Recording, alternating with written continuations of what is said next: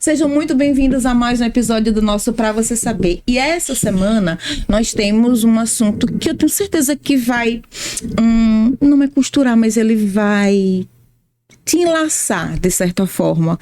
E você vai aprender um pouco mais sobre um artesanato que é típico de nosso estado e que cada dia mais está ganhando o mundo. Quer saber do que eu tô falando? Peraí que eu venho já.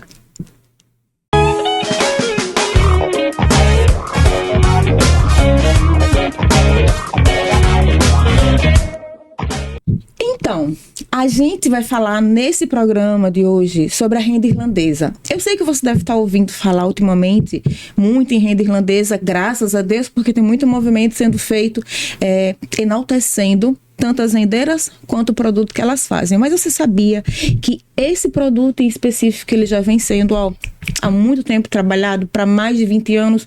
E outra coisa, não é trabalhado aqui no estado, é trabalhado fora de Sergipe, trabalhado no mundo. Por quem? Por um sergipano. O nosso entrevistado de hoje, Altair Santos. Altair, muito obrigada por você ter aberto um tempinho na sua agenda para vir conversar com a gente. Seja muito bem-vindo. André, eu agradeço a você e agradeço a todos os ouvintes do teu podcast. Ai, que bom. Mas vamos começar lá do início. Quem é Altair Santos? Altair é um sergipano do interior de Neópolis, mas que hoje em dia ele está espalhando essa raiz pelo mundo todo e é uma pessoa muito conhecida quando se fala em moda, em alta moda, moda de luxo, e tudo isso por causa da renda irlandesa. Certo ou tô errada? Tá certíssimo. O Altair, ele é um menino que saiu, na verdade, na Vila Operária da Passagem. É um povoado ao lado de Neópolis, faz parte daquele território. Uhum. Meus pais, eles eram operários, então, assim, eu cresci nesse universo de algodão, de linhas e de manualidades. Então, a minha mãe, ela já bordava e fazia crochê. Então, inclusive, ela até fazia o crochê irlandês. Né? Para você ter ideia, na minha exposição da Tradição e Economia Criativa, que está aqui em Aracaju, no Centro Cultural de Aracaju, tem uma coxa lá que minha mãe fez quando eu tinha 10 anos para eu dormir. Eu transformei ela no vestido de noiva. E é a primeira vez que eu estou expondo.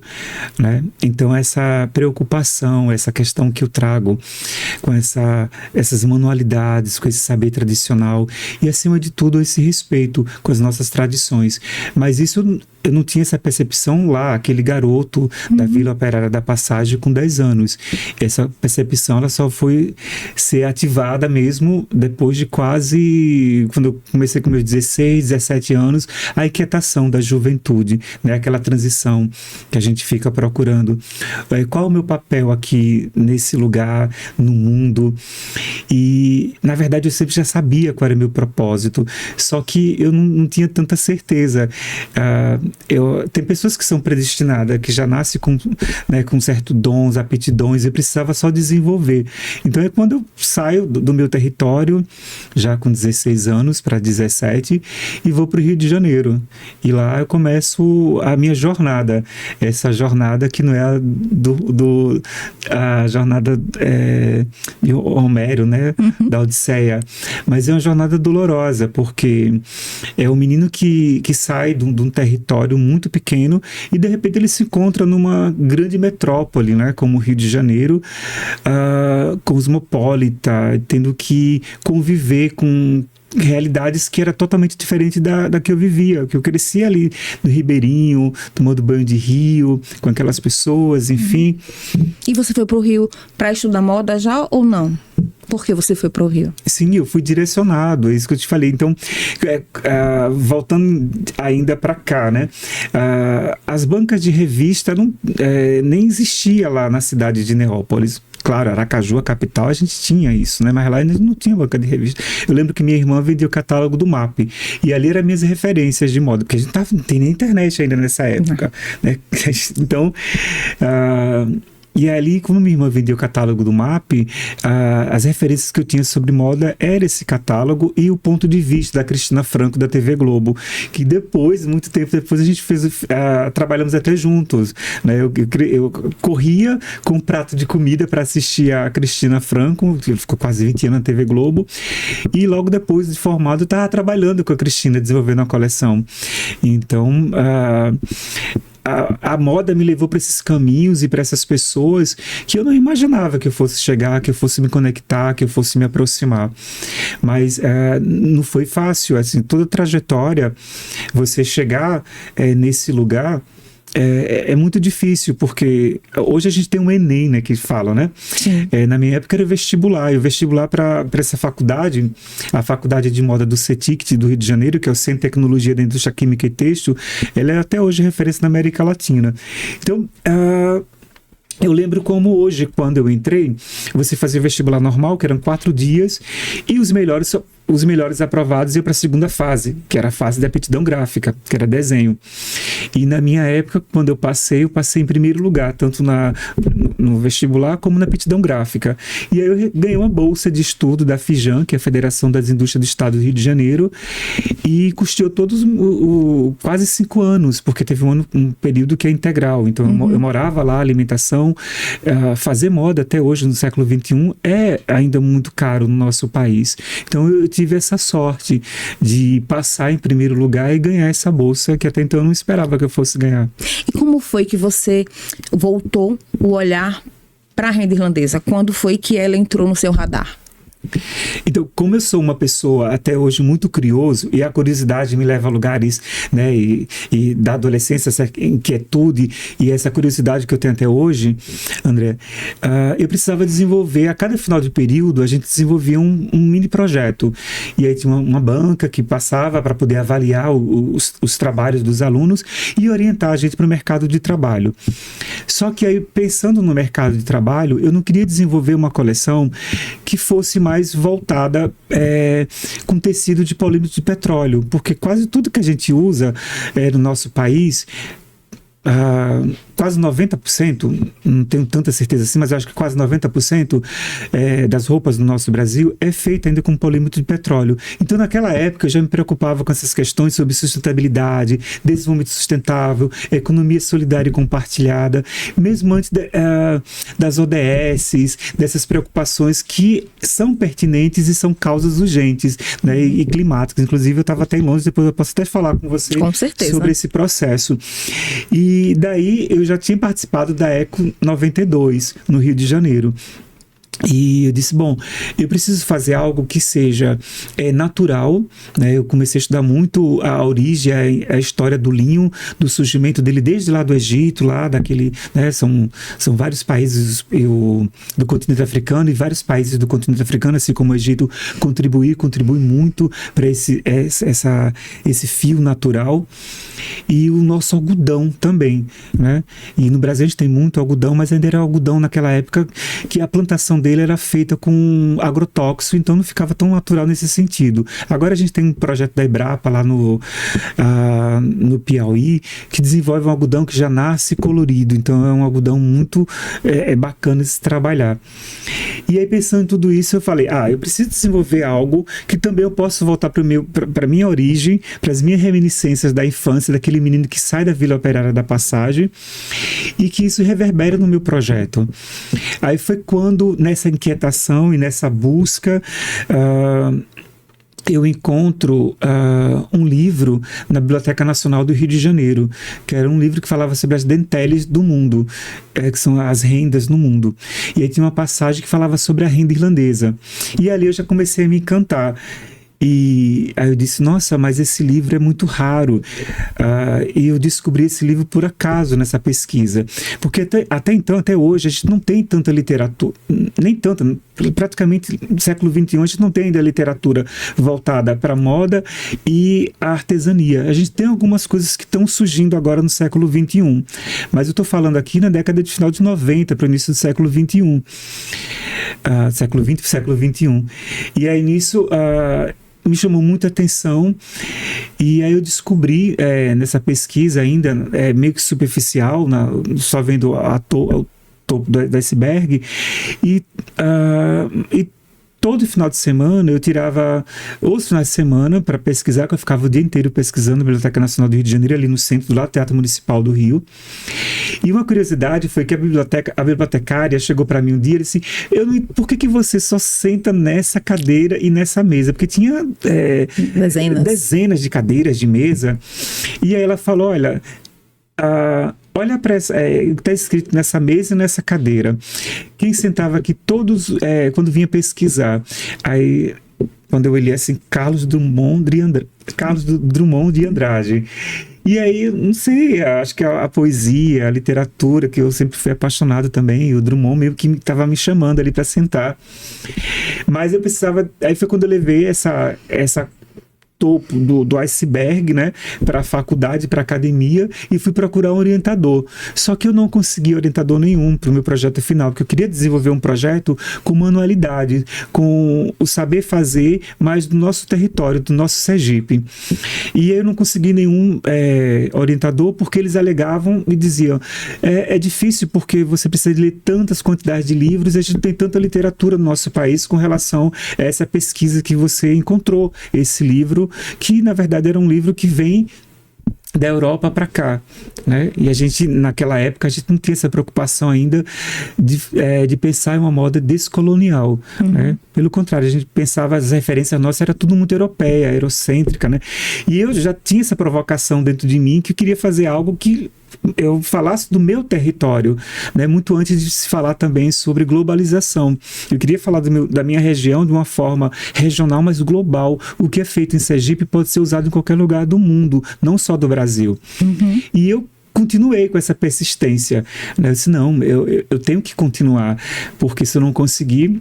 E aí, quando eu venho para Sergipe pesquisar, eu descubro que Divina Pastora, que fica a quase meia hora de carro de Aracaju, da capital, antes de chegar lá, eu procuro a Universidade Federal de Sergipe. E a professora antropóloga Beatriz Góes, ela que vai me acolher na casa dela e ela que vai me orientar. Então, olha que coisa muito bacana, né?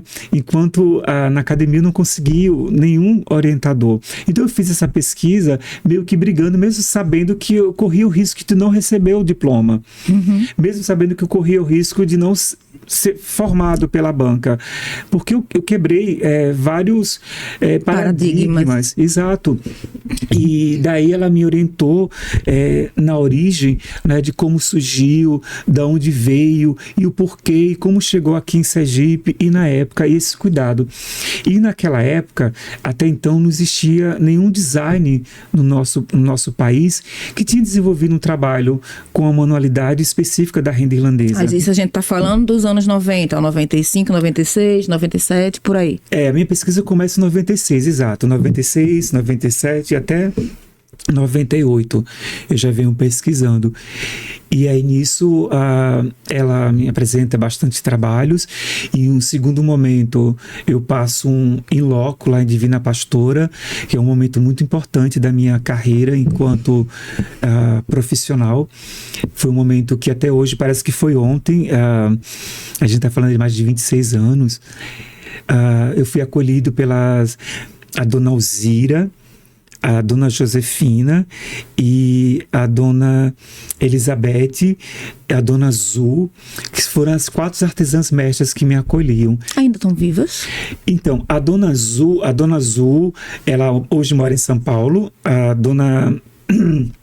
Desculpa, gente. A dona Alzira, ela se tornou mestra das mestras, recebeu um título, inclusive, eu acho que foi esse ano, foi o ano passado, mas para mim todas elas já eram mestras, independente de um papel, de um título. E a dona Josefina foi que faleceu o ano passado. Inclusive, esse vestido que eu fiz para Londres, para o evento climático, eu batizei em homenagem à dona Josefina, porque ela foi a primeira que me ensinou os primeiros pontos da renda, como cocada, barrete, cianinha, barrete com picô, dente de jegue, aranha de partes. Então, são uma centena de pontos. E nada mais justo do que prestar uma homenagem.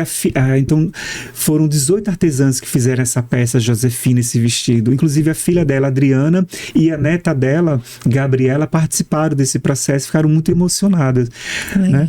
E aí, quando eu começo esse trabalho lá em Divina Pastora, naquela época, não existia nem associação e nem cooperativa. E se reuniam onde? Era muito gostoso, André, era muito gostoso, era muito, muito gostoso. A gente sentava na praça, debaixo das árvores, em frente da igreja matriz, aquela sombra, aquele vento gostoso, porque é uma cidade como se fosse, sabe, a cidade alta, aí você fica bem no alto. Divina Pastora, é muito bonita. E às vezes, na maioria das vezes, eu ia para casa delas, sentava no chão, com todas elas. Então, esse acolher foi muito importante, porque por mais que eu viesse, sabe a pirâmide, e aí você está aqui no topo da pirâmide, eu tive que inverter essa pirâmide. Eu tive que vir de baixo para cima. Por mais conhecimento que eu tenha, e claro, a academia ensina muita coisa para a gente, e naquela época o meu intuito não era pegar todo esse saber e desenvolver um projeto e depois arquivar um projeto. Até porque o saber fazer era delas. Exato. Então, eu queria contribuir com tudo aquilo que eu aprendi e levar para um projeto de manualidade, mas que olhasse para trás depois e pudesse impactar. Só que até então eu não sabia que os desdobramentos desse processo, né, que até então eu estava aprendendo, estava estudando, e a Beatriz Góes, a economia, a história, toda aquela região, as artesãs mestras, e aí criamos um grupo nesse processo que eram mais de 22 rendeiras. Eu tenho até hoje o nome de todas elas. Eu tenho uma peça de cada uma delas. Assim, a dona fez um desenho de uma corujinha que eu guardo até hoje, que para mim é de uma sutileza, sabe? A pessoa pensar em você e criar algo pensando em você e te presentear. Então, até um vestido que a própria Josefina fez, que ela desenvolveu essa peça e doou para mim. Então, tem peças que elas fizeram e eu guardo comigo até hoje nos meus processos de criação.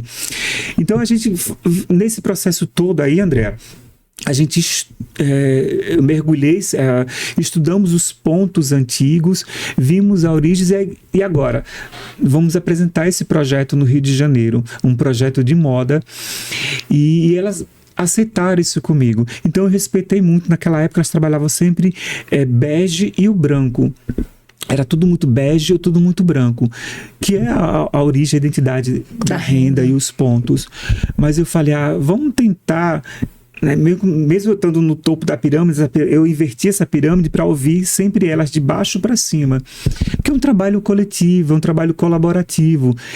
Mas eu desenvolvo todo o risco, eu faço todo o trabalho do risco num papel chamado papel de bucho, papel de seda, e naquela época a gente trabalhava ainda com as sobras dos papéis que ficava por baixo, que era o papel de saco de cimento, né, para reaproveitar o saco de cimento, que elas precisam ter, que eles sejam duros para poder vir agora com a agulha de mão e a linha de baixo para cima, e faz todo o alinhavo primeiro com o cordão de seda pura, que é chamada lacê, e depois vem o preenchimento dos pontos com a linha BC crochê, que pode ser de 20, dependendo do ponto, 40 ou 60.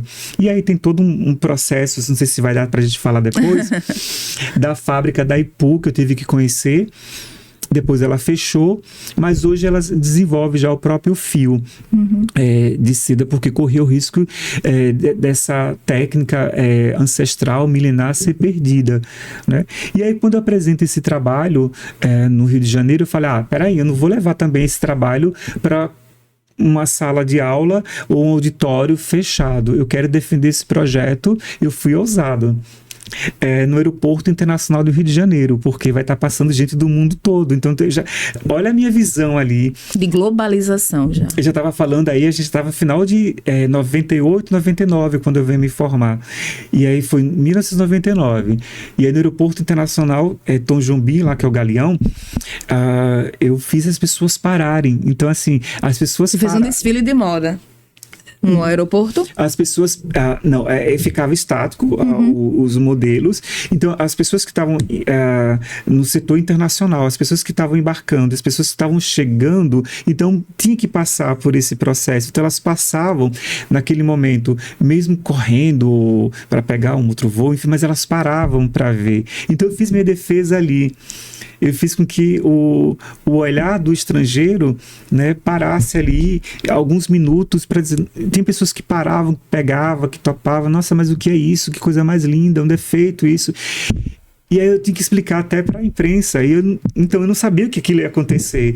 E aí na outra semana eu estava no caderno B de Cultura, no Jornal do Brasil, uma página inteira com a Isa Rodrigues falando do trabalho da manualidade do design Altair Santo e as artesãs de Divina Pastora, né, o artesanal encontra o urbano, né? Eu lembro desse título. E a Érica Palomino em São Paulo, na Folha. E depois começou a pipocar. E eu falei, meu Deus, eu não esperava. E eu recebo, no mesmo dia que eu estou apresentando, passa uma pessoa que é da TV Globo, que é a Emília Duncan, uma das principais figurinistas.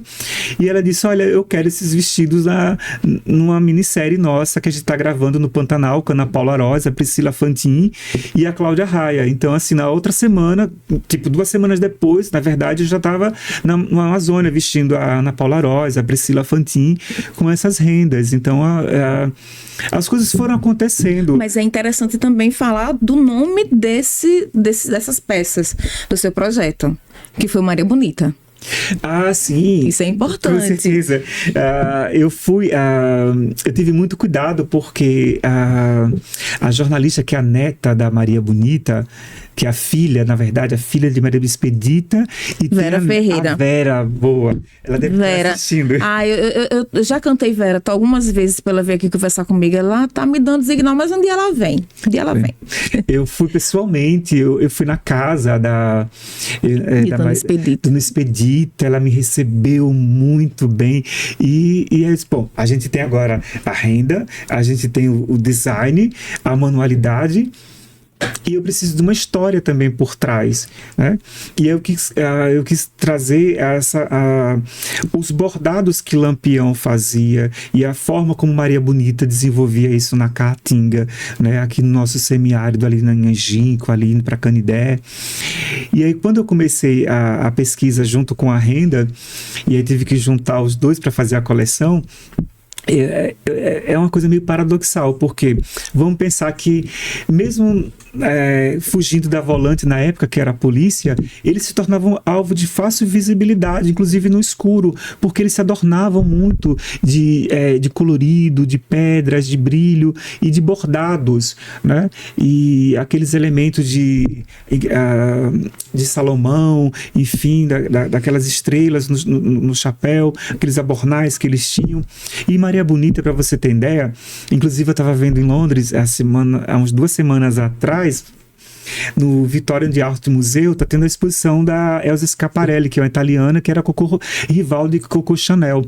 E na época que estava acontecendo a Revolução Industrial, a Elsa Schiaparelli foi a primeira designer historicamente registrado na Europa a pensar do zíper na roupa do trabalhador e trazer para a moda.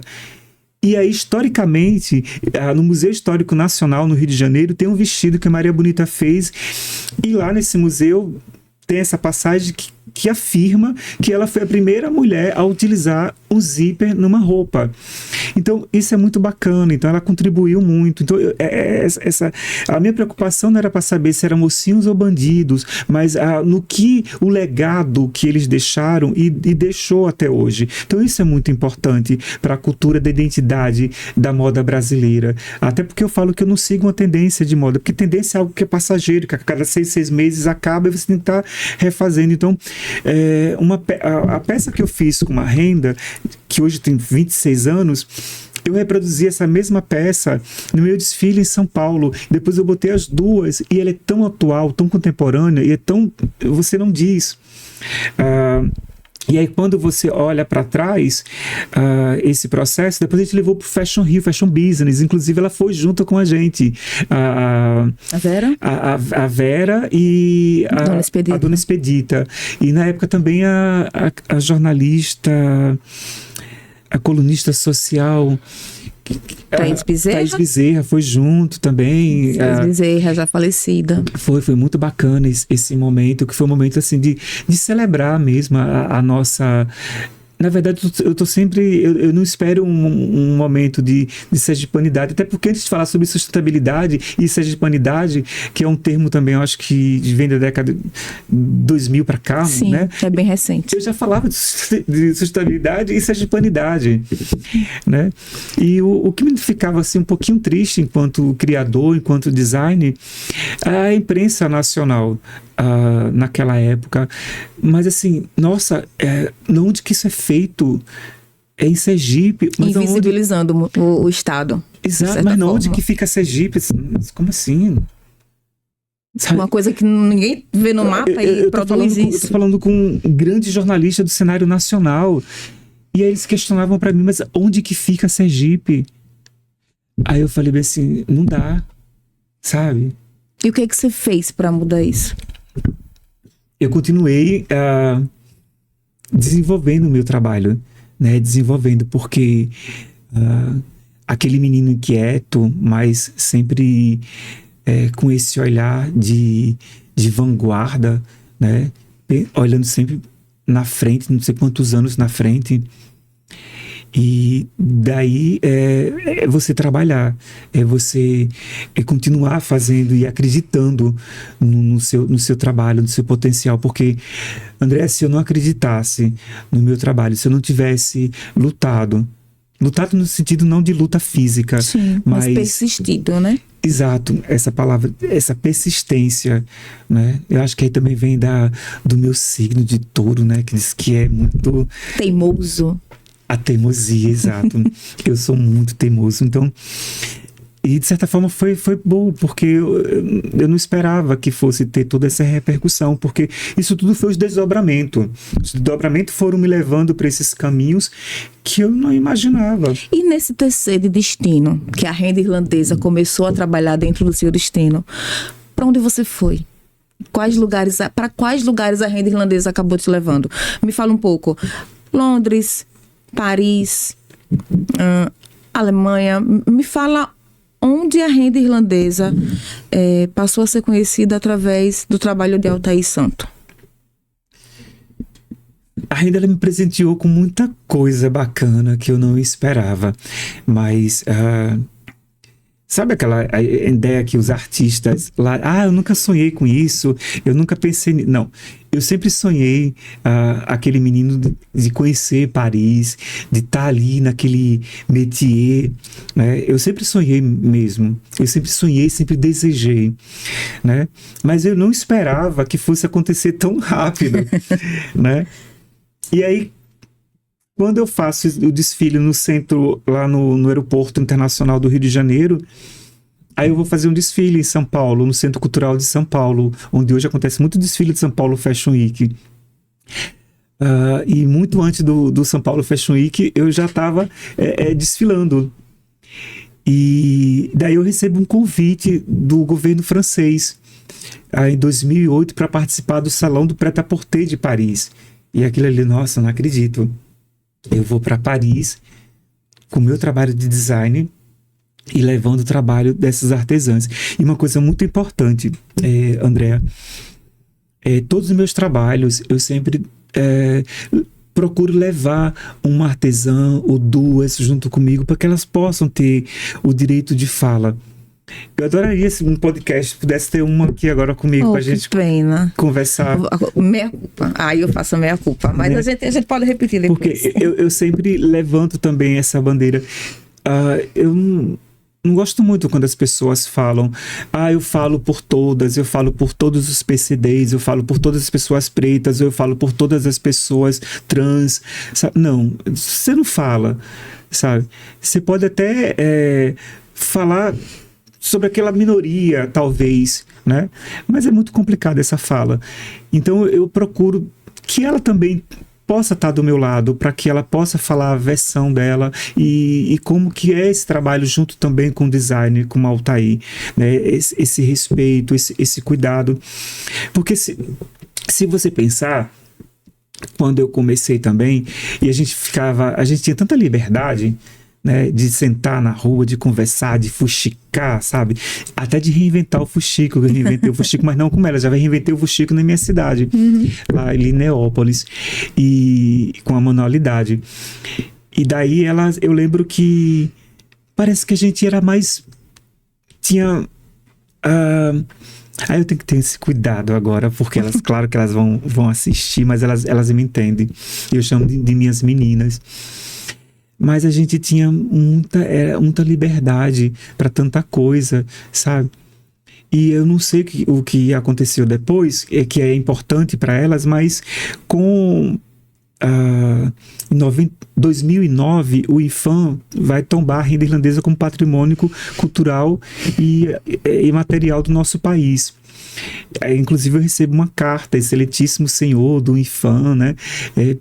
Catalogando todo o meu trabalho com relação à renda irlandesa e à moda. E meu trabalho serviu de parâmetro para o tombamento da renda irlandesa como patrimônio material e cultural do nosso país. Então, eu tenho e na associação, hoje existe várias associações que na época não existiam, né? Como a ASDRIM, que é a Associação para o Desenvolvimento da Renda Irlandesa, como a ASDERI, que é a Associação para o Desenvolvimento da Renda Irlandesa, assim como a ASDRIM, que é a Associação independente da renda irlandesa. E existem outras cooperativas, existe hoje mais de 100 mulheres desenvolvendo a renda irlandesa, e não só mais naquele território de Divina Pastora. Isso migrou para outros territórios, como Laranjeiras, Santa Rosa de Lima, até mesmo Aracaju, e um pouquinho lá em São Paulo, porque Dona Azul está em São Paulo e está difundindo. Então, eu digo que meu trabalho é um farol, né, de ampliar, de mostrar esse lugar. Eu nunca tomei isso para o Altair, né? Mas a gente, enquanto design, né, tem que ter muito cuidado, André, porque existe um processo aí chamado de propriedade intelectual. Eu não posso chegar lá e pegar um pedaço da renda que já foi feito o desenho dela, da forma dela, e cortar e aplicar aqui numa peça e costurar e dizer que eu estou criando, porque isso não é um processo de criação, isso é um processo de apropriação cultural. Está acontecendo muito isso? Sim, e demais com os designers que estão indo para lá. Então, é preciso estudar. A gente não pode pensar que a gente vive na geração TikTok. Isso é um momento que eu fico muito chateado com isso, porque a gente tem que respeitar, porque todo o processo que eu faço é um processo de criação. Eu sento, faço um processo de pesquisa e embasamento, e até hoje eu sento com elas para a gente discutir entre a 4 mãos, a 6 mãos, a 8 mãos, a 12, a 20, como foi esse vestido, e é uma discussão que é uma troca, mas eu entrego o desenho e outra. Todo o processo do risco eu faço uma doação para elas, porque até hoje um dos principais gargalos da renda irlandesa é o design, um traço, né? É a criação, porque antes da renda existir tem que ter um desenho. Então, assim, todos os meus desenhos são únicos. Ele não entra em processo de escala de produção. Eles são únicos. Então, cada peça é única. Cada peça é única. Por mais que eu venha fazer essa mesma peça e com a mesma artesã, e a artesã mestre ou artesã aprendiz, ela é manual. O ponto vai para um outro lugar. A linha vai para outro lugar. E o ponto raramente vai ser o mesmo, porque é manual, né? E essa manualidade que é algo singular, que eu me encantei tanto, que até hoje a gente está, né? E aí é isso, eu olho para trás e vejo aquele menino que começou ali na praça, Divina Pastora, né? E às vezes a gente ficava o dia inteiro, até meio-dia, aquele sol, mas ninguém queria sair. Às vezes corria, porque elas esqueciam até que tinha panela no fogo, né? Às vezes eu saía de lá de tardezinha, mas eu voltava. Foram meses nesse processo. Foram meses de ensino e aprendizado. Foram meses onde elas me acolheram nas casas dessas mestras, dessas artesãs. Então, assim, eu acredito, né, não vou ficar no campo do achismo, que de certa forma também eu contribuí e contribuo também para esse reconhecimento quando a gente sai dali e vejo que tem esse movimento que eu não esperava, que é bom, que é salutar, que é bárbaro, que é fantástico, mas assim, vamos respeitar a história dessas mulheres e a história da nossa artesania, né? Porque quando eu comecei, eu lembro que tinha uns atravessadores lá que chegava lá e comprava uma peça, chegava aqui em Aracaju e vendia 10 vezes aquele valor, né? Então o preço também, antes da gente tirar o projeto do papel, a gente senta, a gente negocia, a gente discute, né, um preço justo para a criação e para o design, né? E... Deixa eu te perguntar uma coisa, só voltando, que você acabou você foi pro passado e voltou, mas você, depois do Prêt-à-Porter, para onde mais você foi? A gente tem curiosidade de saber. Se eu chegar em, sei lá, Romênia e vai ter alguma peça de renda irlandesa, por onde está a renda irlandesa? Através de Altair Santo.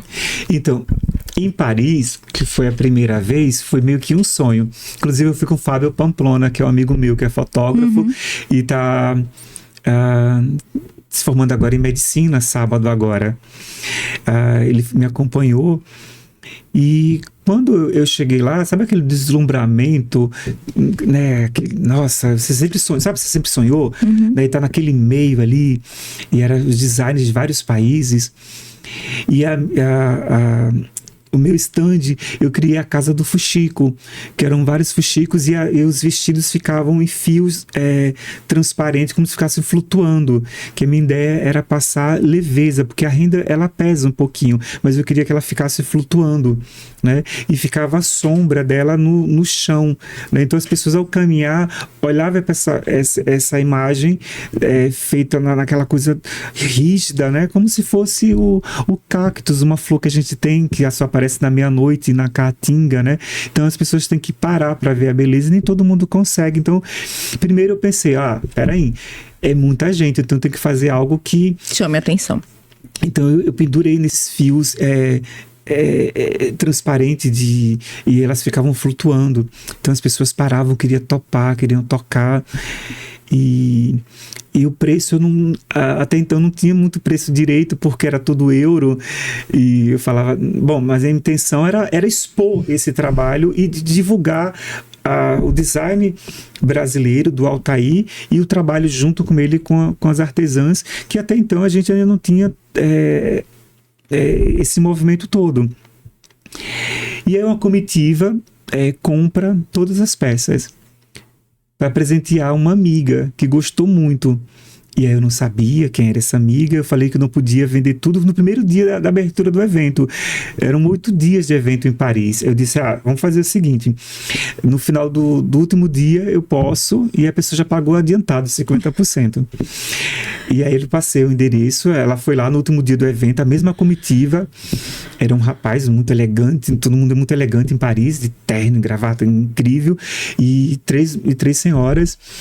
E aí eles me pediram o endereço onde eu estava. Eu falei, eu tô no Le Jardin du Marais, no Catri du Marais, na Rue de Melon. Até hoje eu lembro o endereço, o número e o hotel que eu tava. E aí passei para ele o endereço. No dia seguinte, foi um carro. Na hora que eu tô chegando no hotel, no outro dia, o concierge disse, olha, tem uma senhora que ligou para cá, te procurando umas 3 vezes. E naquela época eu não falava muito bem francês. E eu já entendia, né? Ela disse, eu preciso falar com... Eu tenho uma agenda muito complicada aqui em Paris, mas eu preciso conversar com o senhor urgente, né? Porque eu ganhei um presente e gostaria de conhecer o artista. E aí eu aceitei esse jantar, né? E ela mandou um carro, parecia coisa de filme, sabe? Diabo Veste Prada. Essa cena, eu me senti que estava naquela cena do filme, né? A Miranda chegando lá para a semana de moda de alta costura em Paris. Nossa, aquele menino que sai de um lugar e de repente... Eu sempre sonhei com Paris, né? Eu não sei porque que as pessoas... mas eu nunca sonhei com isso. Não, eu sempre sonhei com Paris, desde criança. Desde quem criança. era a pessoa do outro lado? E aí chega aquele carro enorme, com aquele motorista, e aí vai esse meu amigo Fábio, né? Quando a gente chega lá, tudo em Paris é tudo colossal, aquelas casas enormes, aqueles prédios, tudo muito colossal. Nisso, quando a gente chega naquela casa, era uma embaixada, né? Até então eu não sabia. né?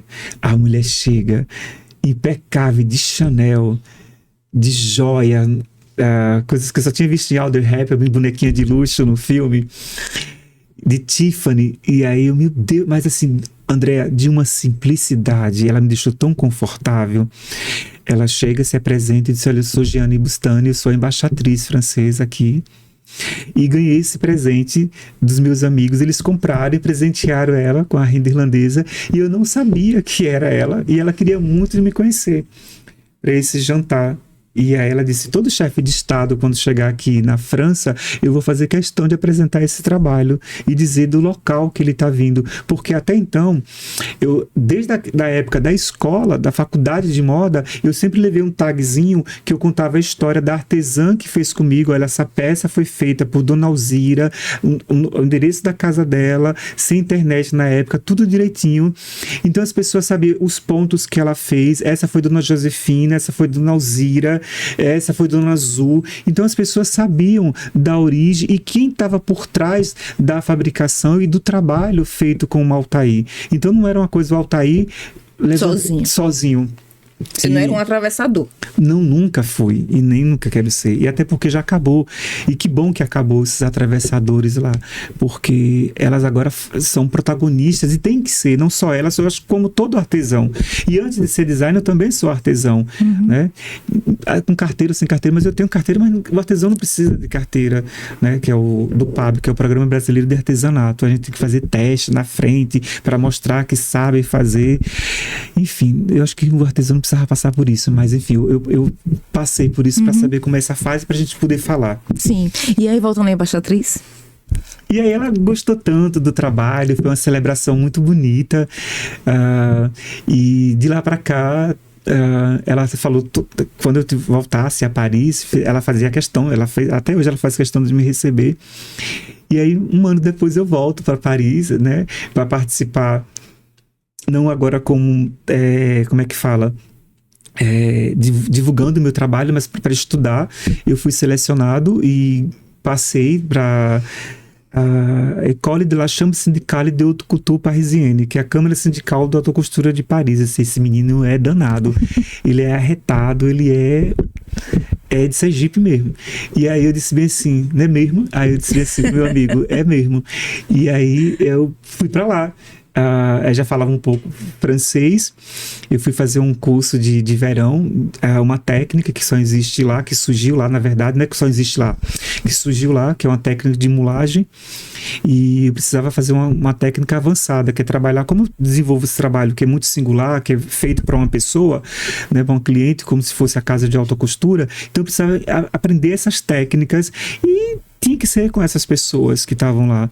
E meus professores eram professores que trabalham até hoje na Louis Vuitton, na Chanel, na Hermès, na Dolce & Gabbana, eu fiz nem francês agora. Num monte de marcas, sabe? Globais. Eu estava ali inserido. Então eu aprendi tudo isso aqui e volto para o Brasil para replicar esse conhecimento e olhar para trás. Vamos valorizar mais ainda o nosso trabalho. E aí de lá foi surgindo outros convites. Aí eu vou para a Áustria, a convite da cidade chamada das artes, na Europa toda, que é chamada Gmunden. E eu fui primeiro, na verdade, essa coisa de furar bolha, né? A gente é ousado, viu? Sergipana. Eu furei uma bolha de primeiro design a participar no Festival de Arte e Moda. Assim, design que eu falo de moda. Sim. Mesmo lá na Áustria. E lá eles ficaram encantados com o meu trabalho. Quando eu volto para o Brasil, eu desenvolvo trabalho para o pessoal do Carnaval, algumas escolas de samba lá no Rio de Janeiro. Tenho minha amiga lá, Quitéria Chagas, que é maravilhosa, Rainha de Pérez Serrano, que sempre usa roupa minha lá no Carnaval. E aí eu estava naquela correria de Carnaval e recebi uma ligação de um escritório da Áustria dizendo: olha, a gente quer muito você aqui para ensinar. Isso nem passava pela minha cabeça, né? E aí eles me contratam para ensinar, eu vou ensinar uma aluna lá, chamada Simone, que eu fico durante 4 meses morando, aí eu vou morar em cidades diferentes lá na Áustria, eu vou morar em Klarkifu e Fila, em 2 cidades, onde eu aprendi muito também, e eram aulas de segunda a sexta-feira, e foi um ensinamento muito bacana, muito, muito prazeroso. E aí depois eu saio de lá e final do ano passado eu recebo o convite mas esses convites não são aleatórios, tem todo um processo de trabalho, né? Eu recebo um convite da Lilian Patti, que é a jornalista mais importante, talvez mais influente até hoje, não que as outras não sejam, gente, na moda brasileira. Ela tem um livro que é o Biquíni que Virou Moda, né? E aqui é escrito por ela. E aí ela me faz, não só o convite, mas como eu passo por todo um processo de curadoria, né? E não é fácil esse processo de curadoria. Imagine que ela é a técnica da seleção brasileira. E a gente sabe que no nosso país, nossos 27 estados, né? É isso, gente? Sim. A gente sabe que no nosso país existe muitos jogadores maravilhosos, mas só 12, são 12, né, que são escalados, um pouco mais de 12, não sei agora. Você tá na época da Copa e tá me apertando sem me abraçar, porque futebol eu só gosto para assistir. Né? Então... Essa parte técnica eu sei que tem 11 jogando, mas ao todo eu não sei se eles levam 22, 11 com 11, enfim. Se dá 22, eu sei que convocados os que ficam ali no banco, que fica de reserva, eu sei que não são poucos, apesar, vamos botar, né? 22. Depois vocês colocam aqui embaixo no podcast quem é a quantidade exata. E assim, no Brasil a gente já tem bastante faculdade importante e essa cultura de já fazer moda no Brasil. Então foram selecionados quase 22 também designers brasileiros, quase uma seleção, né? E eu fui nessa seleção e isso foi muito bacana, porque é um evento que estava falando sobre os processos climáticos em Londres. Isso estou falando que foi 2 semanas agora, recente. E eu levei esse vestido, Josefina, toda irlandesa, que foi aquela correria toda, que foram 18 artesãs que me abraçaram, me acolheram. Agora, é importante, Andréa, e se você me permite, porque nesse momento específico, pela primeira vez na história, e aí eu falo na minha história, no meu caminhar, com essa tipologia artesanal, nossa, eu recebo uma ajuda mesmo no sentido da própria Prefeitura Divina Pastora, né? A prefeita Isabel, ela abraça o meu projeto e ela acredita no meu projeto. Porque todo design, o artista, eles precisam de ter incentivo. A gente ainda no século XXI, a gente não tem, por exemplo, incentivo, e eu não falo só enquanto design, né?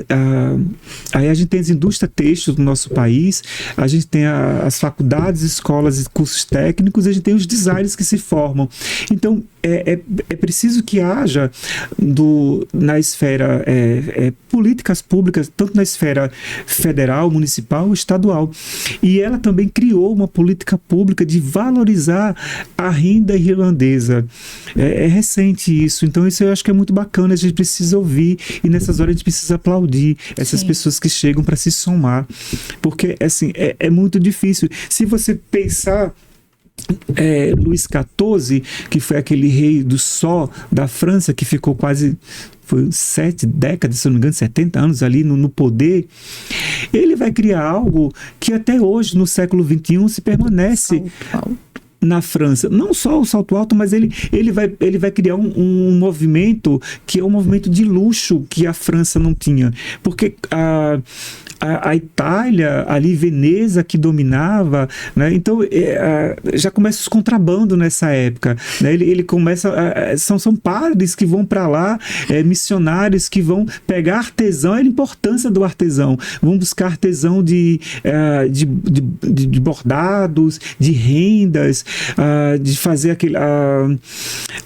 aqueles cristais, e ele traz isso para a França e acolhe esses artesãos, né? E aí começa a disseminar esse saber fazer, que na França eles chamam até hoje de savoir-faire, que é o saber fazer. Mas aí depois ele percebe, e o Luís XV, né, que vai dar continuidade, e dá continuidade, né, o que o outro deixou. Então ele começa a perceber que eles precisam criar também. Então eles começam a criar uma identidade. E aí, Por que só a França, Andréa, e é regido por lei, só na França, na verdade, só Paris, a capital, pode ter esse domínio que é da alta costura. Aí você fala, eu sou designer, certo? Eu tenho meu estúdio, meu ateliê, seja no Rio, em São Paulo, até mesmo aqui em Aracaju, mas eu não posso dizer que eu faço alta costura. Por mais que os processos a renda acabam sendo até superiores em alguns momentos ao que eles fazem. Exatamente. Mas eu não posso dizer e afirmar de forma alguma, porque é protegido por lei pelo governo. Não pode ainda. Porque é protegido por lei pelo governo francês. Mas você não está... Vamos de spoiler.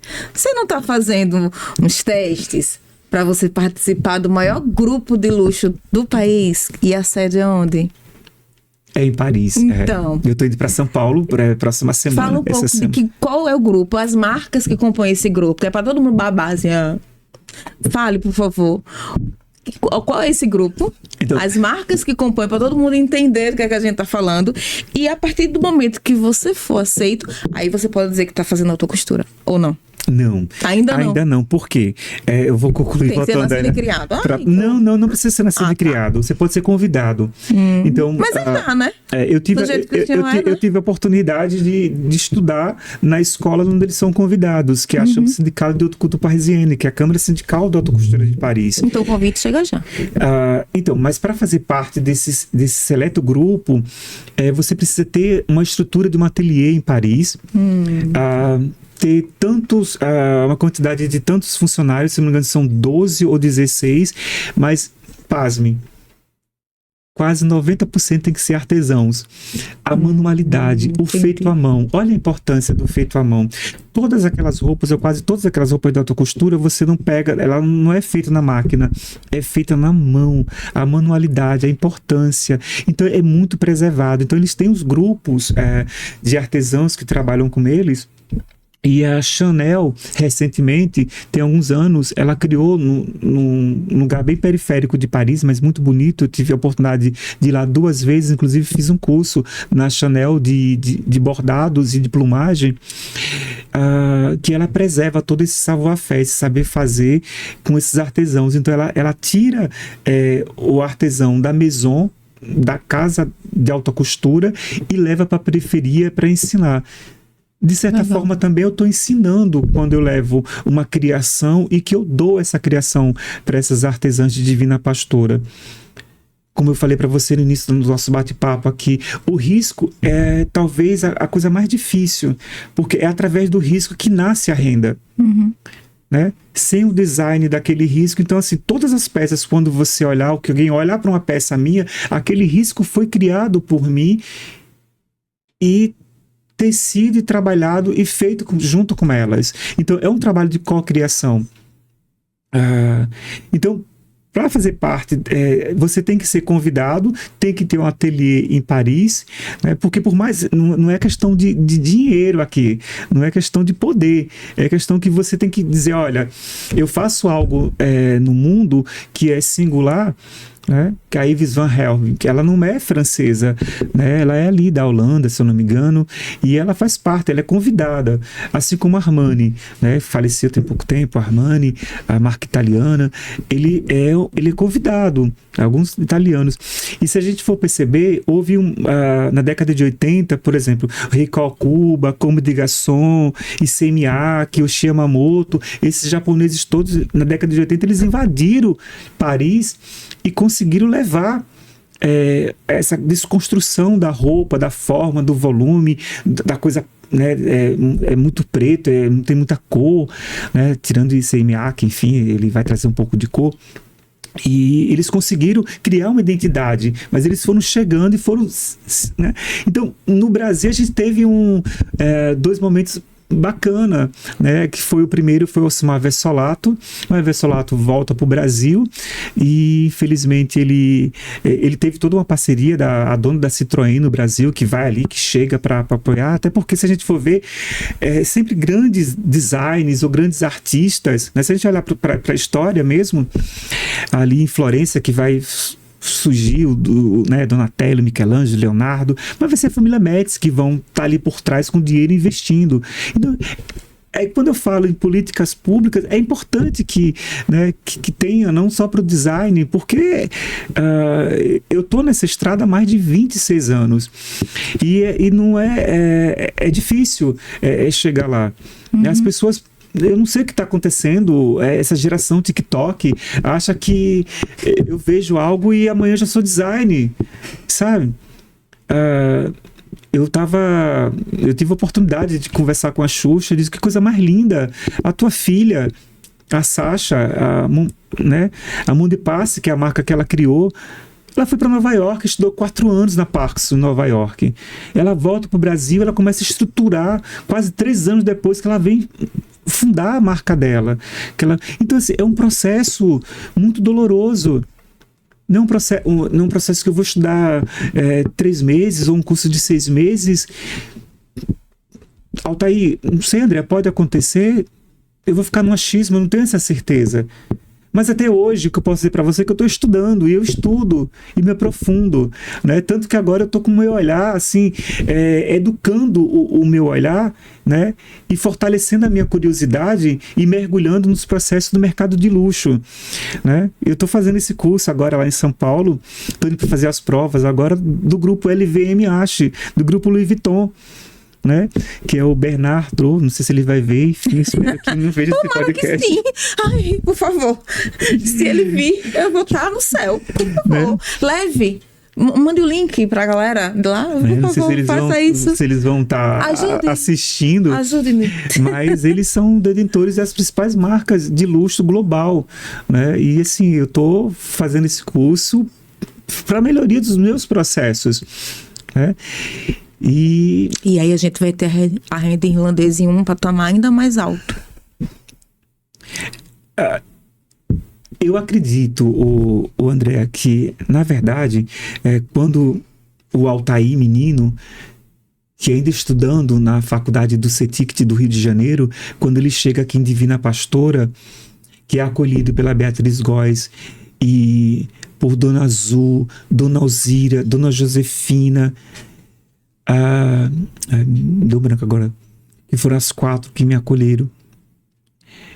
Ela sempre teve esse patamar.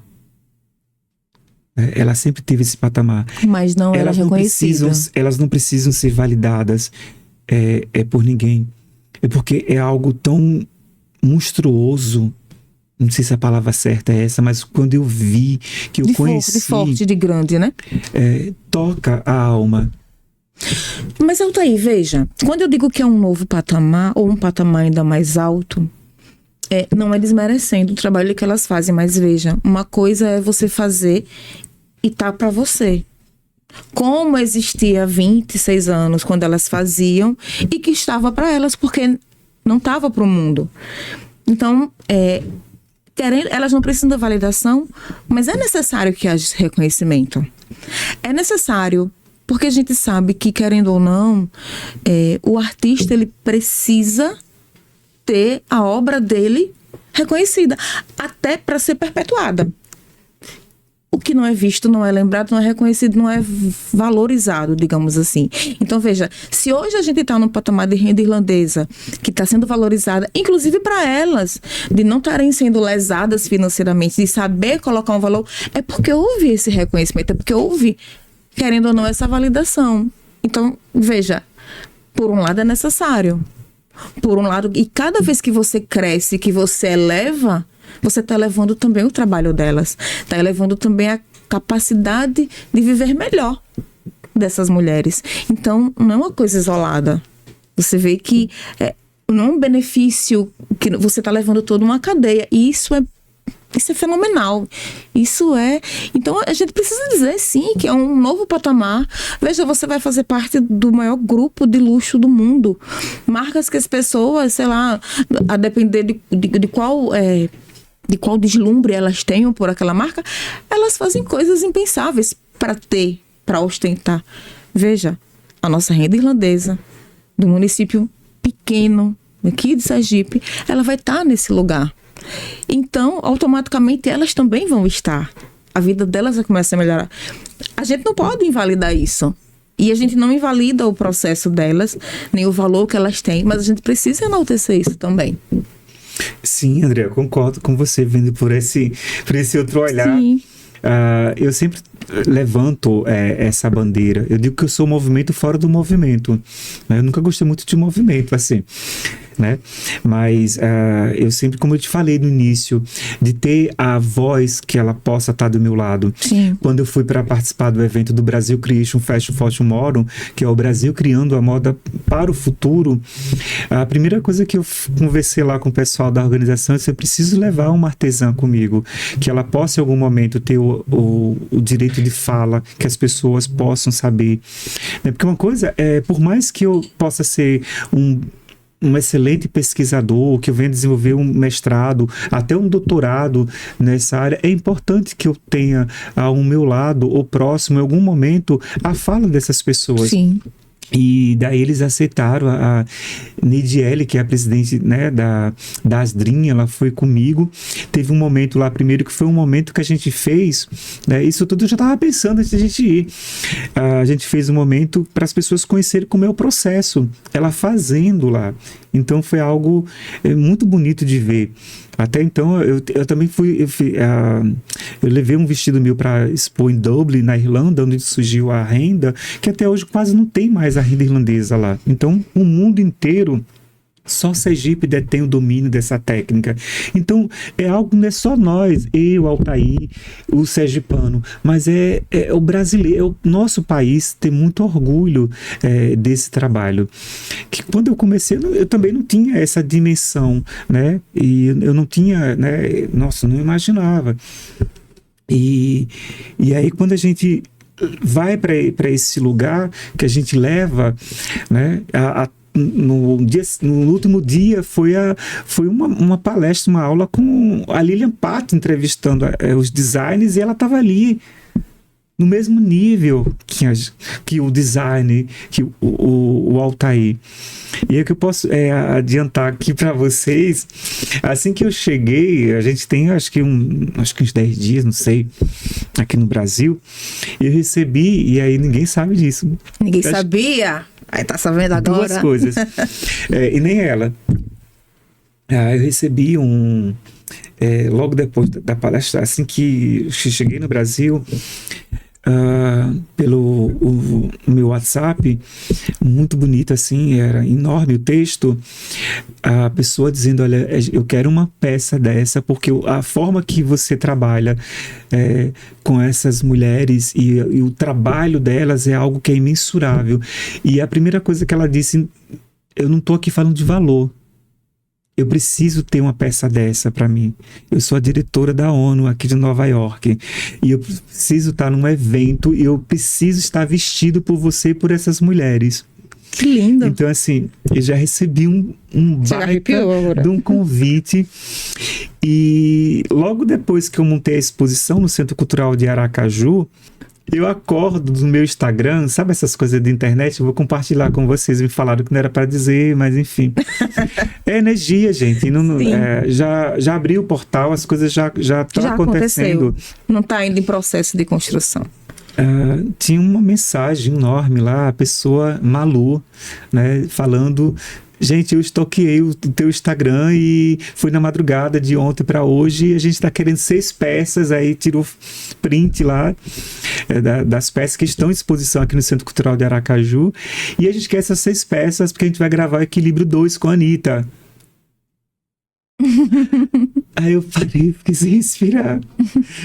Porque a gente tem um carinho enorme pela Anitta, quem não tem, né? E aí, de repente, você tem 6 peças. Aí a stylist dela, uma das stylists da Anitta, né, pedindo algumas peças, mas infelizmente essas peças estão na exposição. Eu não tenho como tirar agora da exposição. Mas é isso, o portal está aberto. A gente vai ter aí, em breve, um futuro breve aí, né? Quem sabe a Anitta aí, vestindo aí o Altair com as meninas de renda irlandesa, ela ficou encantada com as peças. Como eu te falei, são peças que algumas são do meu acervo, outras peças são peças que foram vendidas ao longo para clientes que ficaram amigos na minha carreira, que tem lá peças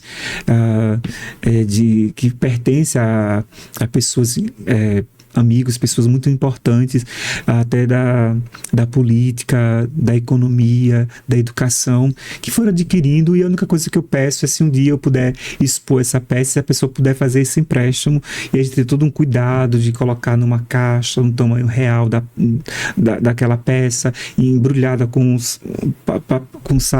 sacos de algodão finos, e com papel de seda, e a gente coloca luvas para tocar nessa peça, para vestir essa peça. Então tem todo esse cuidado com essa peça para depois ela voltar para o dono de origem. Quantas peças você já fez ao longo da sua carreira? Tem noção? É uma pergunta difícil, eu nunca contei. Eu tô fazendo um processo agora de resgate, Andréa, dos meus riscos que eu estava doando e não estava arquivando. Isso é importante, porque, como eu te falei, é através do risco que a renda vai surgir. Através do desenho. Sem esse desenho, e eu faço um processo de um desenho que eu começo e ele vê um cordão só, e ele finaliza, e eu faço todo um projeto, um processo todo de espelhamento.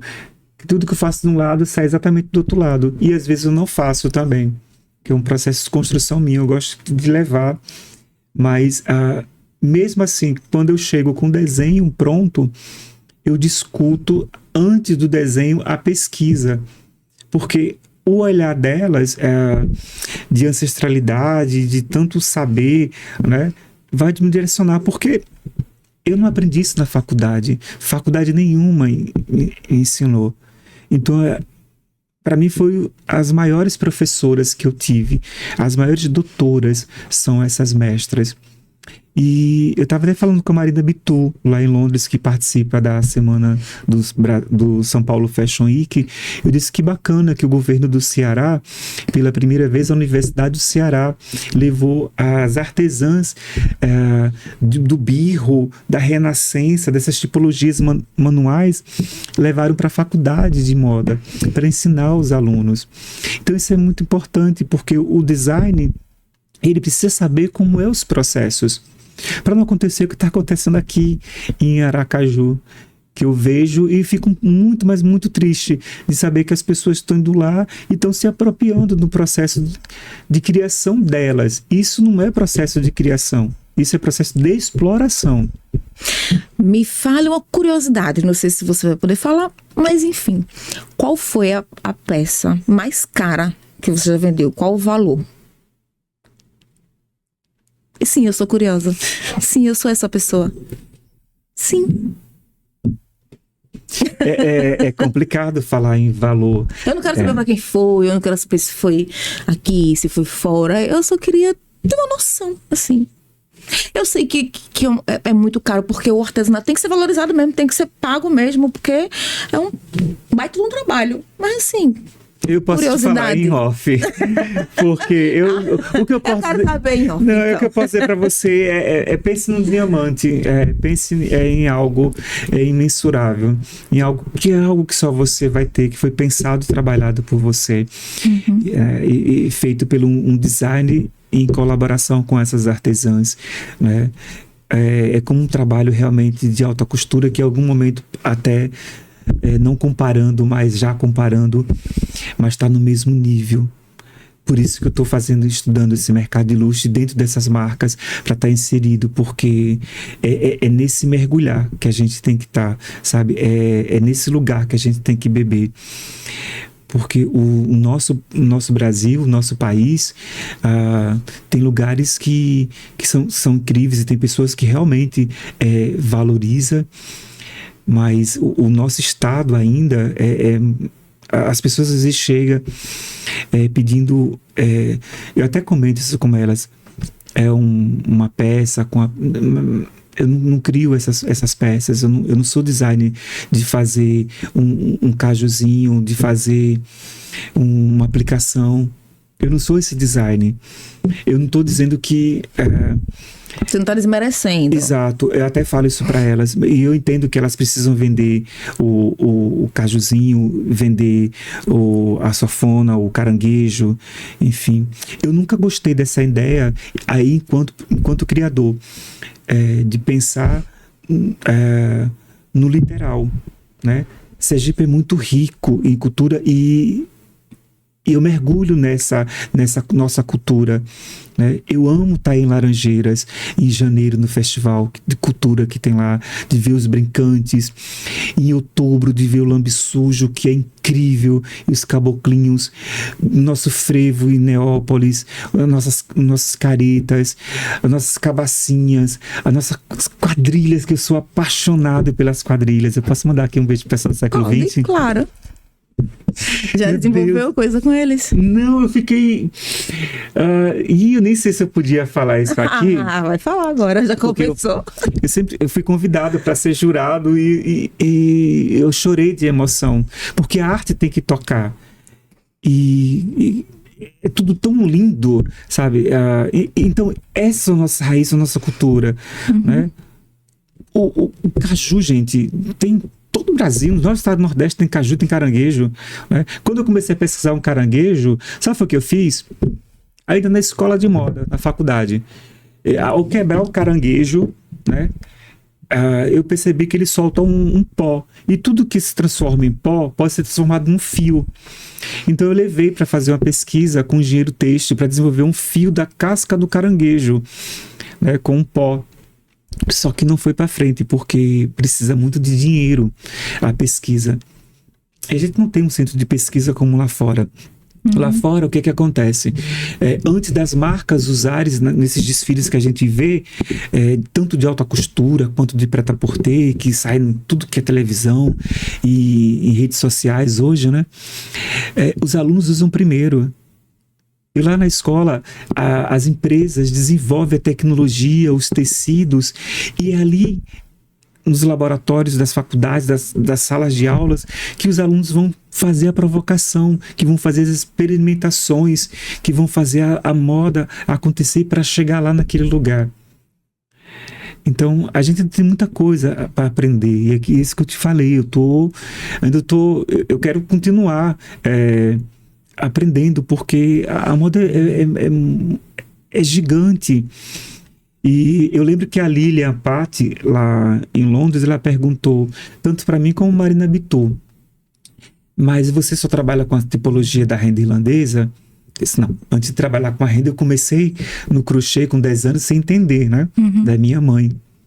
Né, que está lá na exposição, que ela fez aquela coxa quando eu tinha 10 anos, eu transformei no vestido de noiva. E é a primeira vez que eu estou expondo. E essa peça me emocionou muito, porque eu até batizei de Bença Mãe, né? Que quando eu me enrolava, eu sempre dizia Bença Mãe. Então batizei. E do lado tem uma peça que foi minha mãe que ensinou a minha irmã.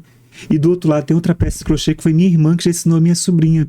Então aí já mostra esse cuidado que eu tenho com a nossa artesania, com o nosso crochê, muito antes de se falar na moda hoje, né? Eu tô fazendo crochê, todo mundo vai lá e faz no Instagram, mas que bom que todo mundo faz. Mas vamos fazer direito, né? Não vamos fazer só para aparecer. Sim. Porque não é tendência. É algo que daqui a 10 anos, 20 anos, 30 anos, você vai olhar para trás, vai olhar aquela roupa e vai ver que é contemporânea, que talvez, Andréa, a tua filha pode estar usando, a filha da tua filha vai usar. Porque isso sim também é ser sustentável. É você, né, ter uma peça que dura por muitos anos. Por muitos anos. Tem peças na exposição que são de clientes, umas 3, 4 peças, que as pessoas estão brigando para comprar, mas já foram vendidas, são de clientes. E eu não vou reproduzir aquela peça. Né? Porque aquela pessoa pagou um valor específico para ter aquele design e para ter aquela peça de renda irlandesa. Então só ela vai ter a exclusividade da renda irlandesa e a assinatura do Altair. Lindo. Futuro. Eu sei que você também andou furando mais uma bolha por aí pelo mundo. O único brasileiro, se não estiver enganada, a fazer parte de um grupo bem seleto. Fale um pouco sobre isso. Ele... Eu tô lhe apertando, né? Posso fazer nada. Na verdade, eu recebi o ano passado, mas eu me senti preparado. Porque tem muitas coisas pra gente fazer, pra gente acontecer e estruturar. Na verdade, alguns brasileiros já tinham participado, mas na edição internacional, o escritório da Semana de Moda de Milão, isso, primeira mão mesmo aqui para vocês, eu fui selecionado, eu fui aceito pelo esse escritório para participar dessa semana muito importante, que Milão, como eu falei, em Paris é alta costura, em Milão vai chamar alta moda, que é essa questão mesmo das manualidades. E eu estou estudando muito o processo da renda com um fio feito do próprio bicho do casulo da seda, em parceria com o Casulo Feliz, que desenvolve, que é um fio natural, que é um fio muito lindo, e tem um fio que parece um fio de ouro. Então eu também trago essa questão da inovação, né, de inserir e levar o trabalho do Altair junto, né, com a artesania, com as nossas artesãs de Divina Pastora, que eu digo que a renda, mas isso é uma coisa minha, eu estou afirmando agora, isso tudo eu estou dizendo agora, né, que eu digo, abro aspas, fecho aspas, que a renda não é mais irlandesa, que não vem da Irlanda, ela vem de Divina Pastora. Então nada mais justo da gente afirmar aqui que é a renda de Divina Pastora. Então é essa renda hoje, no século XXI, que eu já defendia como irlandesa, mas que eu defendo muito mais agora como renda de Divina Pastora. Então, eu desejo muito que tá junto com elas nesse novo empreitada, nesse mercado de luxo, né, que é o local que ela tem que estar inserida. Isso eu não tenho dúvida, não tenho dúvidas mesmo, e levar para o mundo é algo que eu já venho, né, Paris, Londres, Áustria, Nova York, Milão, aí o Brasil, que é Sim, mas Milão, mas que você passou por cima. Eu não gostei não dessa resposta do que você vai estar fazendo em Milão. Não gostei. Não me senti contemplada. Por favor, conte melhor essa história. Você não vai só participar na Semana de Moda em Milão, Altair. Você vai fazer parte de uma organização que é, sim, fundamental pra moda em Milão. É difícil, né? Tá certo, gente. Tem jogador de futebol, né? Mas a gente, se tiver na Europa jogando um time, a gente tem que jogar e fazer bonito pro nosso país, né? Chegar lá fora e fazer qualquer coisa. E não ganhar, né? Sim. Então eu assinei o contrato com o escritório de 5 anos, porque eles viram o potencial de criação nos meus trabalhos, mas isso não chegou, isso já tem quase 2 anos de negociação, isso era para ter desfilado ano passado, eu não me senti confortável ainda, a negociação fui deixando pro próximo ano.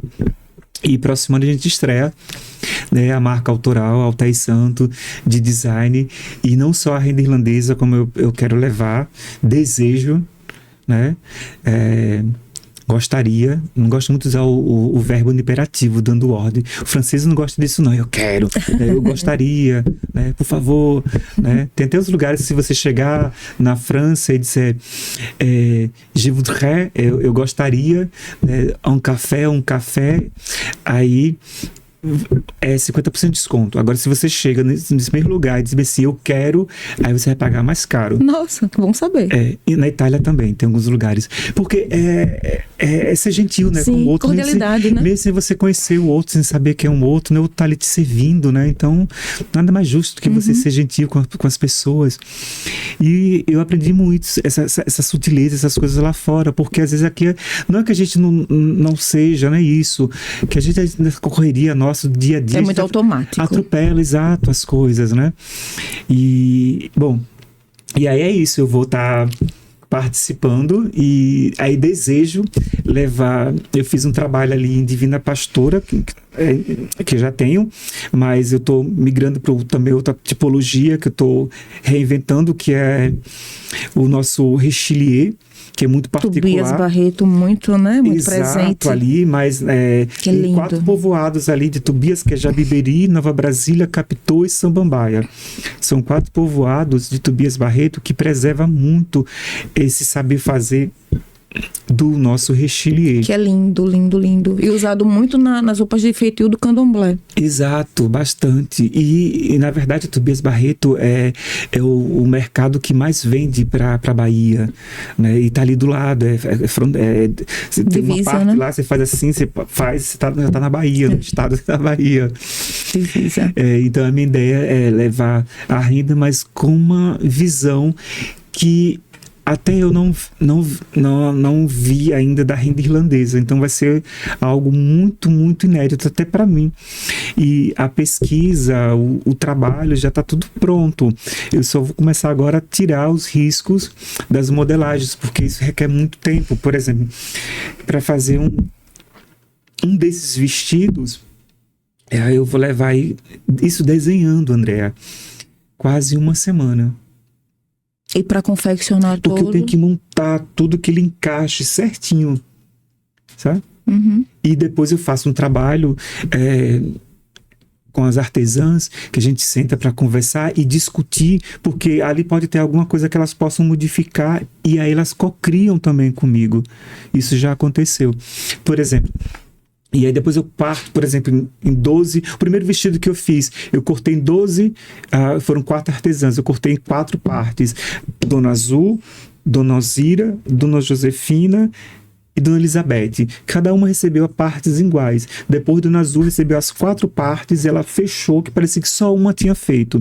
Nesse vestido de Londres, foram 18 artesãs que fizeram. Mas eu criei uma técnica da renda, como se fosse o próprio forro da renda, e depois eu criei todos os pontos da renda. Eu até resgatei pontos antigos que a artesã mestra, aí eu não vou falar o nome por questões de ética mesmo, sim, mas uma das artesãs mestras chegou no meio das outras artesãs e disse: gente, mas esse ponto aqui eu não sei como é que eu faço, né? Que tem tanto tempo que eu não faço. E a outra artesã olha assim: mas eu te ensino. Então aquele momento para mim foi tão bonito, porque o meu trabalho também contribui para essa troca de saber entre elas, né? E de perpetuar, né? Esse saber. E de certa forma, talvez discreto, o meu trabalho ele contribui, né? Para esse salvaguardar. Eu digo que elas são as guardiãs, e são de fato, né? E eu tô ali do lado também, né? Querendo ser esse guardião, também esse defensor. Mas né? O estímulo de que elas ensinem as filhas, as netas, as amigas, também vem desse reconhecimento, né? Não deixa de ser. Não vai se acabar, não vai se perder no tempo, digamos assim. Sim, é por isso que eu estou usando, que eu estou fazendo esses testes e pretendo usar um novo tipo de linha, e aí não vai descaracterizar o saber fazer, por conta que a gente está para, não sei se é a fábrica, a Messé Crochê, que desenvolve as linhas, que é a 20, 40, 60, que essas linhas servem para formar o desenho da renda, porque o cordão hoje ela desenvolve o cordão que é o lacê, que serve de suporte para sustentar depois os desenhos. Mas parece que já houve esse processo da IPU, que era em Friburgo, lá no Rio de Janeiro, que ela fechou, e hoje esse maquinário se encontra em algumas associações de Divina Pastora, e hoje elas próprias desenvolvem. Mas a gente corre o risco aí, de repente, dessa linha, que é a linha que dá esse suporte para os pontos da renda. Então, por isso que eu estou tentando ver com essa outra fábrica, para a gente desenvolver um fio que se aproxime e que não perca as qualidades da renda. Então, assim, o meu papel também é um papel de desbravar e não deixar cair no esquecimento, porque diz que ela pode cair em desuso, e se cair em desuso eu não entendo direito a questão do tombamento, né? E aí não sei se pode perder. O IPHAN seria a pessoa mais correta para poder trazer essa informação. Mas tem outra coisa muito importante, falando do meu trabalho e lá da renda. Logo em 2009, quando elas recebem o título, né, de Patrimônio Cultural e Material pelo IPHAN, 2 anos depois ela vai receber a Identidade Geográfica, que é o IG. Isso é muito bacana, por quê? Porque como já tem agora, não só lá no município, Divina Pastora, as DERE, as DRIM, várias cooperativas, Imigrando para Laranjeira, Santa Rosa de Lima, até aqui em Aracaju, já tem pessoas se articulando, fazendo. Em São Paulo, como eu te falei, tem Dona Azul. O que é o IG? Por exemplo, se a gente pegar Champagne, né? A Champagne, a gente sabe que é de uma região da Champagne, lá da França, né? Sim. E aí no Brasil a gente toma espumante, prosecco, né? Ele pode dizer que é champanhe, a não ser que você, né, Andréa, ou né, o Altair, ou você que está me assistindo, está lá no sul da França, na cidade da origem, que é a identidade geográfica, e comprou de lá e trouxe para o seu, né, pro seu país, ou sua região, e você vai brindar 15 anos, ou final de ano, que geralmente a gente toma muito champanhe, né? Mas fora dessa região, não pode se chamar de champanhe. Então, aconteceu, que coisa bacana em Divina Pastora, ela também tem essa identidade geográfica. Então, fora de Divina Pastora, por mais que Santa Rosa de Lima ali do lado, Laranjeiras, aqui em Aracaju, São Paulo, ou qualquer outro município, qualquer outra cidade do nosso país, ou qualquer outro lugar do nosso mundo, país venha fazer, e isso é bacana, e que façam, mas o IG, a procedência é Divina Pastora. Então, mais um motivo para levantar essa bandeira é renda de Divina Pastora. Que bom. 2 perguntas para a gente terminar, porque senão a gente vai ficar papeando e o povo vai cansar e a gente não vai cansar. Qual a personalidade do mundo que você diria assim, meu Deus, eu queria tanto ver essa pessoa, desejaria muito que essa pessoa usasse uma peça minha? Você tem essa ideia? Tem várias, na verdade. Diz pelo menos 2 ou 3. É aquela coisa, né? Que eu falei aqui com você, eu nunca sonhei com Paris. Não, eu sempre sonhei com Paris e, sabe, o universo leva você para esse lugar porque você sonhou, você desejou, né? Mas assim, eu caminhei, eu estudei, eu estudo até hoje, né? Então, e tô na estrada até hoje, né? E essa estrada você gostaria que levasse até quem? Eu já tô vendo aí algumas celebridades, Tapete Vermelho. Eu gosto muito da Zendaya, né? Ela vai estar até nessa Odisseia, nesse filme novo, né? Eu tenho um carinho muito grande por ela e pela forma, não só por ela ser uma dessas atrizes dessa geração que tá, né, vindo aí, e ela tem um cuidado muito grande com os designs, né? Bom, eu tenho várias, mas ela seria, hoje para mim, ela seria, não pela questão só da atriz ou pelo corpo, mas a questão... Mas pela pessoa de quem ela é. Pela pessoa e como que ela defende uma roupa de um design. Ela também não veste qualquer marca, ela não se expõe com qualquer design. Ela acredita que o design tem que estar por trás de uma comunidade, de um trabalho que ele desenvolva, porque isso também ela sabe da responsabilidade dela de carregar uma roupa dessa. Né? Legal. Muito bom. Planos para o futuro. A gente já falou de alguns, mas assim, além desses projetos, eu sei que sua mente é inquieta. Você é muito disruptivo. Planos para um futuro, planos que possam ser ditos. Para que a energia densa, contrária, não atrapalhe. Eu não penso muito no futuro, não. Eu penso muito no agora, no aqui, no que estou fazendo. Mas eu sei que eu não sei o que é que o futuro me aguarda, mas eu sei que tem uma porta aberta, então eu estou trabalhando para essa porta que eu abri e que eu estou estudando esse mercado de luxo e onde eu me vejo daqui a 5 anos, eu estou trabalhando, eu me vejo, e aí vai ficar legal, porque vai ficar registrado, né, Altair? Eu posso ver depois de 5 anos. Eu me vejo com o meu estúdio, com meu estudo de design em Paris, que eu sempre desejei, desejo isso muito, e ver que essa caminhada é dolorosa, ela não é fácil, né? Então eu vejo esse Altair ali, nesse lugar. Nesse lugar, porque o que eu faço eu não preciso provar mais nada para ninguém. As pessoas estão desejando, né? É incrível você chegar de Londres e receber uma mensagem da diretora da ONU dos Estados Unidos dizendo que quer uma peça sua, e independe de onde você está fabricando, onde você mora, mas é feita no Brasil, é feita em Sergipe, é feita em Divina Pastora e está no mundo. E é feito por design brasileiro. E isso é muito bacana, porque o nosso Brasil, até hoje, a gente exporta muito commodity, né? Uhum. Que é o petróleo, feijão, arroz, soja. A gente não exporta moda, design, né? Então eu não posso dizer que eu sou, né, que eu estou sendo pioneiro, mas eu estou sendo um. Quando eu falei do Versolato, né, o Versolato estudou lá fora e voltou para o Brasil, mas uma carreira brilhante, muito lindo design brasileiro, né, viveu muito pouco.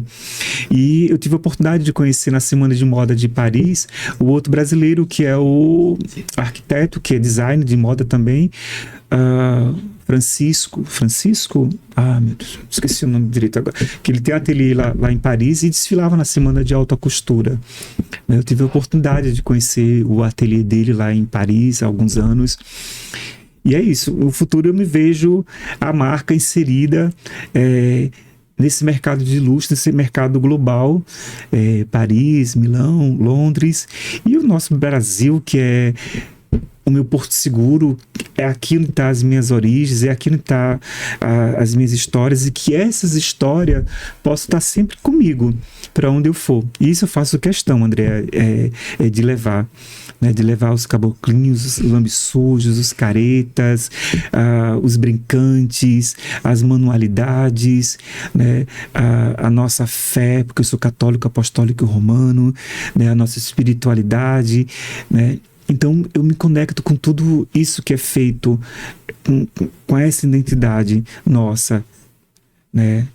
Eu acredito que está aqui a essência da nossa identidade de ser sergipano.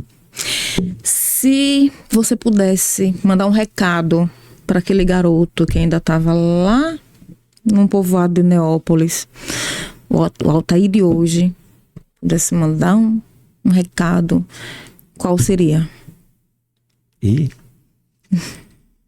É difícil, agora você me fez emocionar, porque a arte tem que emocionar, e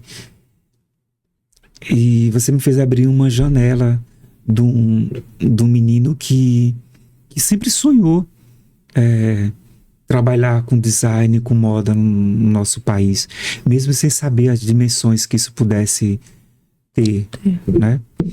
Eu diria para ele, para aquele menino ali, correndo naquelas areias ali, não tinha nem chão asfaltado, que jogava chimbra, bola de gude, né? Brincava de bambolê, né? Que pegava carrego quando chegava aqueles tototó lá de Penedo para Neópolis, com carrinho de mão para ajudar o meu pai, a minha mãe, que plantava pé de eucalipto para ajudar em casa, e que fazia tanta coisa, e que todos os domingos, eu lembro que quando ele ia para a missa, o padre dizia, olhava assim para mim, um domingo você via a missa, é uma semana sem Deus. Eu falei, mamãe, vamos para a missa, senão eu vou ficar uma semana sem Deus. Esse menino aí que viu as pastorinhas, que era a maior diversão dele no Natal, era ver as pastorinhas de frente à igreja. Era a minha diversão, não tinha o rio para brincar, para tomar banho, uma bola para correr na areia. E a televisão, que era o meu passatempo, eu não gostava muito de ver televisão, porque eu gostava de ler, né? Até hoje. Eu diria para ele que ele venceu, sabe? Eu dizia, cara, você venceu. Tudo que você sonhou, você conquistou. Você lutou e você honrou aquele menino. Aquele menino ali, hoje, ele é um homem que está no mundo e que está honrando as manualidades do seu Sergipe, né? Porque eu amo, eu posso estar em qualquer lugar do mundo, mas aqui é meu porto seguro, né? Aqui é a minha origem, é aqui que eu me inspiro, é daqui que eu levo, porque a gente tem que ter esse olhar educado para o novo, a gente precisa ampliar a nossa voz, o nosso olhar, mas eu tenho que voltar sempre para cá, porque aqui é onde está o meu porto seguro, né? E voltar para a Vila Operária da Passagem é olhar para esse menino correndo por esses lugares e ver que aquilo não era dificuldade, ele precisou passar por isso porque era o que ele tinha, né? E eu brinquei muito, eu fui muito feliz a minha infância, muito, mas muito feliz mesmo do jeito que era ela. Eu não tenho que, eu só tenho que dizer para ele abraçar, mas abraçar mesmo assim, sabe? Dizer, olha, você venceu. Você venceu, você chegou lá no lugar que você tanto queria, que você desejou, e você não desrespeitou ninguém, né? Porque eu lembro que minha mãe, quando eu estava para sair de casa, com 16 anos, eu ia fazer 16, 15 para 16, ela só me abraçou e olhou nos meus olhos e disse, olha, vai em busca da sua felicidade, lute por ela. E é isso que eu faço até hoje, porque a felicidade é isso, é essas conquistas, sabe? Quando eu chego de Londres com esse trabalho, é uma conquista desse menino. Quando eu estou expondo agora no Centro Cultural aqui de Aracaju, é uma conquista desse menino, né? E que esse menino tenha esse fogo dentro desse Altair homem hoje, sabe? E desse Altair do futuro que eu não sei, que eu não sei o que vai estar lá, ou desse Altair que velhinho que vai estar lá, que essa chama nunca apague. Porque quando essa chama apagar, não faz mais sentido tudo isso. Emocionando, foi o que tá brilhando. Só para encerrar, prometo. Agora é promessa para você e promessa para quem tá do outro lado. Qual o conselho que você dá para quem acompanhou essa nossa conversa, esse nosso bate-papo e percebeu que você saiu de uma origem humilde, né? Muitas pessoas hoje em dia acham que a origem humilde acaba sendo... E eu não estou julgando, por favor, entenda. A gente sabe que cada caminhada e que cada pessoa e que cada história, cada processo é um. Mas é possível. Então, assim, qual o conselho que você dá pra gente fechar realmente, pra quem tá do outro lado? Qual o conselho que você dá? Ou que tem origem humilde, ou que tem um sonho para perseguir, que não seja uma origem humilde, ou que quer viver de moda e que ainda acha que é impossível. Qual o conselho para quem está nos assistindo?